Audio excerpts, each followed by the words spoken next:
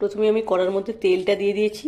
এবার আমি শুকনো লঙ্কাটা এর মধ্যে দিয়ে দিলাম, আর রসুন কুচিটাও দিয়ে দিলাম। এটা আমি ভালো করে ভেজে নিয়ে এটা আমি তুলে, রসুনটা লঙ্কাটা আমার ভাজা হয়ে গেছে, এটা এবার তুলে নিচ্ছি আমি। তো আজকে আমি মেক্সিকান টাকোস বানাচ্ছি। তো চলো, পেঁয়াজটা ভাজা হয়ে গেছে, বেশি আমি ভাজবো না। এবার আলু মাখাটা আমি এর মধ্যে দিয়ে দিলাম, সেদ্ধ আলুটা। এবার আলুটা আমি পেঁয়াজের সঙ্গে ভালো করে মিশিয়ে নেব। আর আগে যে অল্প একটু মিক্স হার্বস আমি এর মধ্যে দিয়ে দিয়েছি। এবার নুনটা দিয়ে দিলাম, চাট মশলা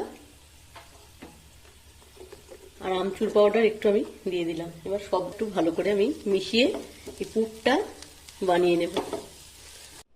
এবার এই হাতে গড়া রুটিটা আমি নিয়ে নিয়েছি, এই রুটির মধ্যে আমি সসটা ভালো করে মাখিয়ে নেব। আলুর যে পুরটা আমি বানিয়ে রেখেছিলাম, এবার এই পুরটা আমি সাইড থেকে ভালো করে দিয়ে দেব। একটা চিজ স্লাইস আমি এর মধ্যে দিয়ে এটাকে এভাবে আমি ফোল্ড করে দেব।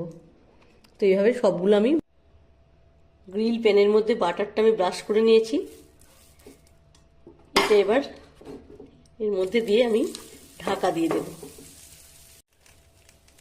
একদিকটা আমার হয়ে গেছে, আমি এটা উল্টে দিয়েছি। এবার আরেকটা দিক আমি করে নেব।